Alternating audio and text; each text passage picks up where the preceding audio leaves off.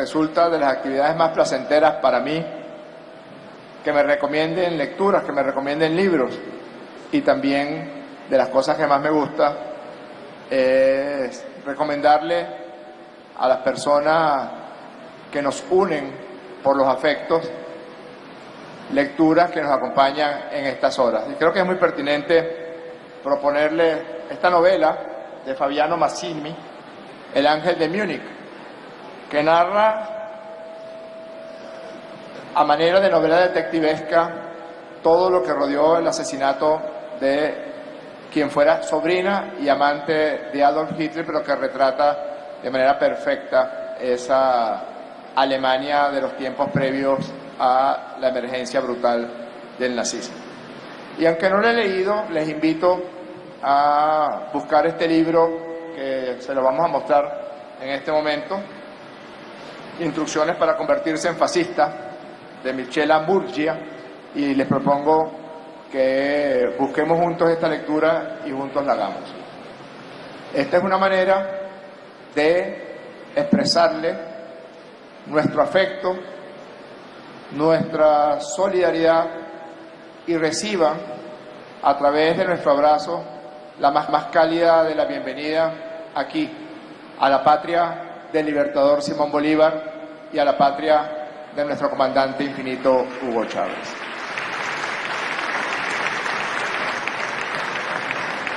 Rander me sorprendió con un título de ponencia o conferencia sobre el tema de la guerra psicológica. Debe ser que soy psiquiatra y que Venezuela ha estado en una guerra de cuarta generación permanente contra el imperio norteamericano. Pero ese no es el título de la ponencia que yo traía aquí. La ponencia que yo quería compartir con ustedes se denomina Fascismo y espiral del silencio. ¿Por qué?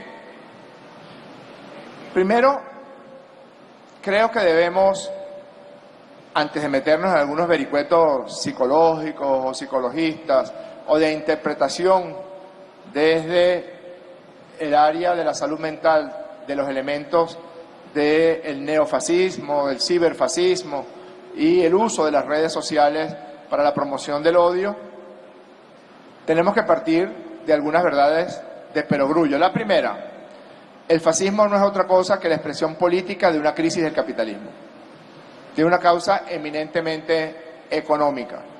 Cuando las élites se ven en riesgo frente a la emergencia de movimientos sociales que combaten las situaciones de desigualdad o las crisis económicas, emerge el fascismo como última carta que utilizan las élites y las oligarquías de los países.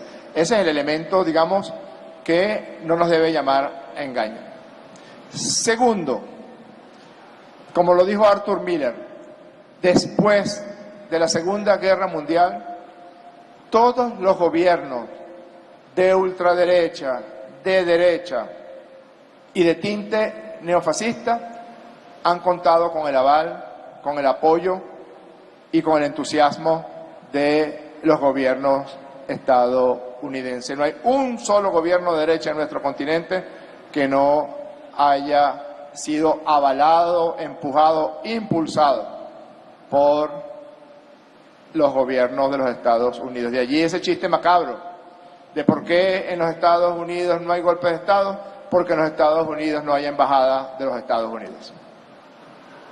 Aunque pareciera que el panorama político en los Estados Unidos asomaría la posibilidad de que ahí instalen una embajada de los Estados Unidos por la crisis que también está ocurriendo allí entre el odio que las redes sociales alimentan.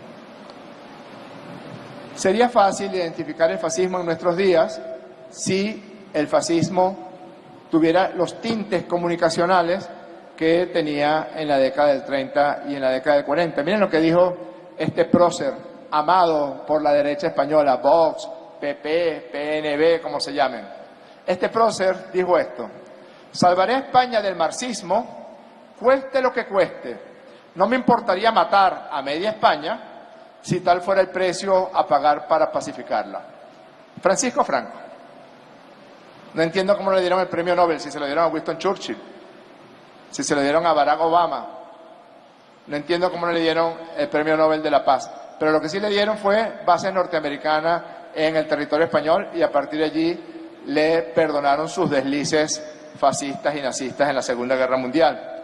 Así era fácil identificar el fascismo, porque no solo fue producto de una situación específica, económica y social en la Europa de la posguerra, de la Primera Guerra Mundial, sino que proviene también de intrincados mecanismos psicológicos y sobre todo de psicología de masas.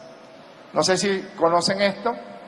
Este es el primer artículo en el cual Sigmund Freud empieza a trabajar un elemento que sencillamente lo sorprendió.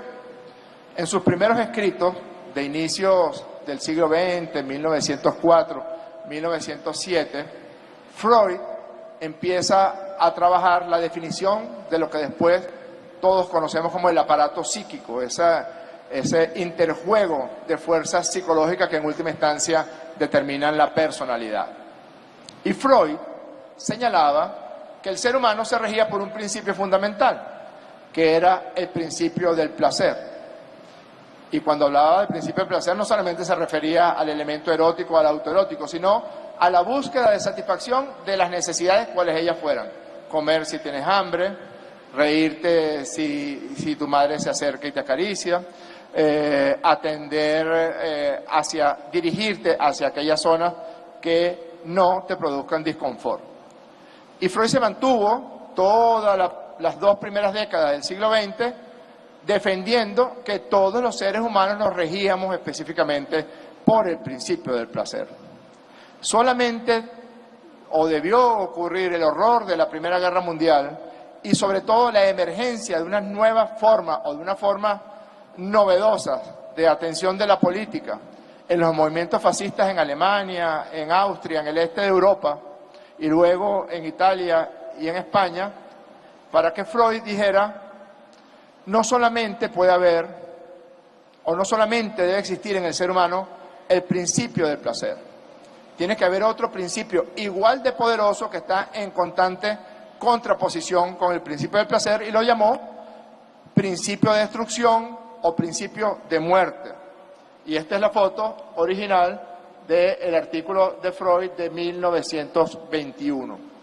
Y de 1921 a 1925, Freud estuvo señalando que el ser humano también tiene un principio de autodestrucción, de destrucción, y de allí se explican las guerras, los homicidios, las agresiones.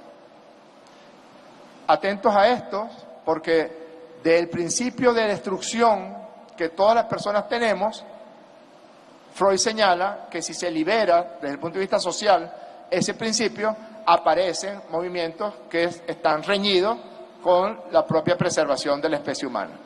¿Cuántos millones de muertos costó el nazismo? ¿Cuántos millones de muertos ha costado las invasiones de los ejércitos estadounidenses en todo el planeta? ¿Cuánto costó la llamada Guerra Civil Española, que no fue otra cosa que una guerra fratricida determinada por el fascismo de la época?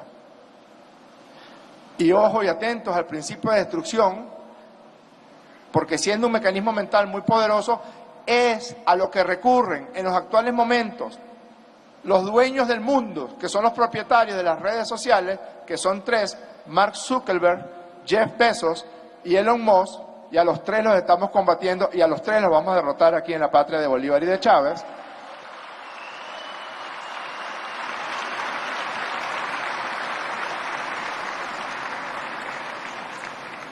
Que utilizan precisamente esa emergencia del principio de destrucción a través del manejo particular que hacen de sus redes, a los efectos de que el hombre se convierta, como dice ese aforismo tan antiguo, el hombre que se convierta en lobo del hombre.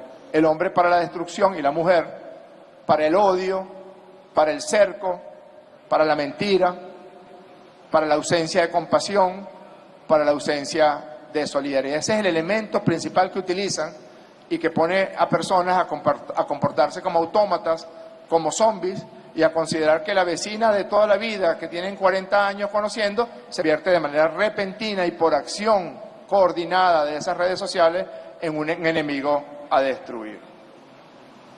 Claro que el fascismo tiene unos elementos psicológicos importantes. Como sé que ustedes acaban de almorzar, no voy a cometer el desliz de meterme en Honduras acerca de esos elementos psicológicos que engloban la ideología fascista. Hay otro elemento fundamental más allá del tema económico, y es que el fascismo recurre a mecanismos de búsqueda de control mental a través de lo que siempre ha sido utilizado en todas sus formas, la propaganda. El primero de los elementos de la psicología es que todos los seres humanos tenemos en nuestro interior pulsiones. ¿Pulsiones que son? Instintos. Instintos que están muy alejados de esta parte del cerebro que yo tengo tan amplia, no por inteligente, sino por calvo, que se llama el neocórtex. Detrás de esta parte de la cabeza, que Oscar Laborde también comparte conmigo el peinado, se encuentra la nueva corteza cerebral, el neocórtex, donde están allí las emociones, el amor, el raciocinio, pero además de eso, también tenemos pulsiones que son profundamente irracionales y ellas son canalizadas por la ideología fascista. El otro elemento es el miedo, la represión.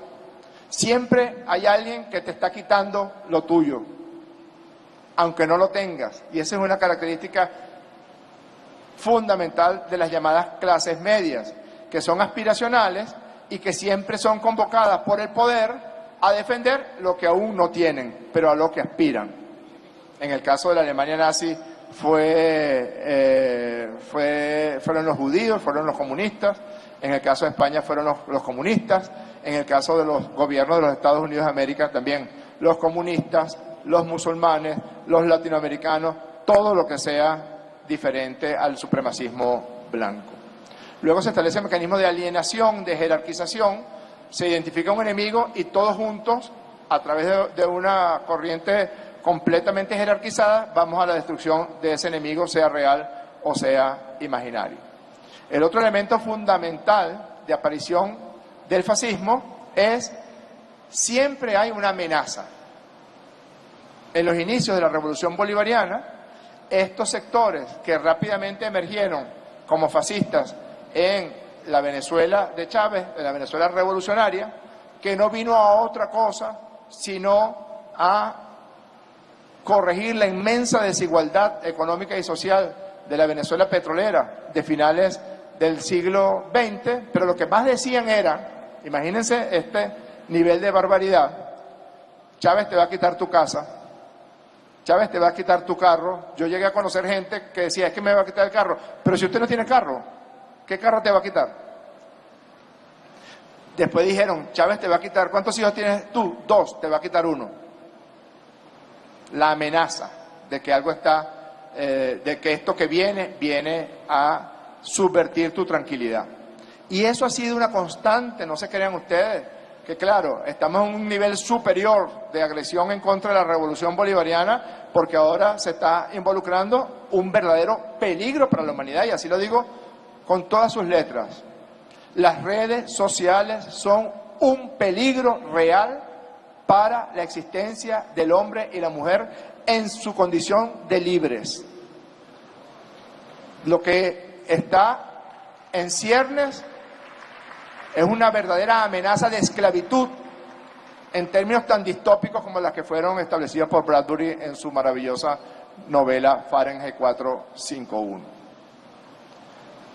En el caso de la Revolución Bolivariana no ha habido un solo día en que estos elementos y expresiones de ultraderecha, de fascismo, de promoción del odio, de hermanos contra hermanos, no ha habido un solo día en que se haya abandonado esa prédica. Y por último, y en esto han tenido mucho menos éxito, en el caso de Venezuela, es la construcción de identidades colectivas, todos estos contra. En el caso en Venezuela, una clase media que no fue más que favorecida por el comandante Chávez de la Revolución Bolivariana y por el presidente Maduro, una clase media que está siendo protegida por el gobierno bolivariano y por el presidente Maduro, porque son una de las víctimas principales del bloqueo económico y de las sanciones económicas que ellos aplaudieron, en una especie de suicidio colectivo completamente psicótico, aplaudieron las cosas que tanto daño le hacían, y eso no puede explicarse sino por vía del principio de autodestrucción que ya describió Freud en 1922. Esta foto es muy famosa, pero yo quiero mostrársela, porque expresa la resistencia. Creo que esto fue en Hamburgo, en Alemania. Estaba Hitler inaugurando un puerto, un astillero de barcos allá en Hamburgo, y todos hacían el saludo nazi, menos un hombre. Y siempre que aparezca al menos uno que exprese su voz y levante su voz contra el fascismo, la humanidad tiene una oportunidad. Y por eso me siento tan complacido de que se haya reunido un cónclave tan importante para discutir contra el fascismo. Ahora, ¿cuál es el peligro con el que contamos? ¿Cuál es el peligro que enfrentamos en un momento como este que estamos viviendo? El peligro que enfrentamos es que esos tres dueños de las redes sociales que se intentan erigir en dueños del planeta, de la economía del planeta, y, perdónenme la inmodestia, pero hay que decirlo así, Venezuela es hoy por hoy el epicentro de la lucha contra el fascismo mundial.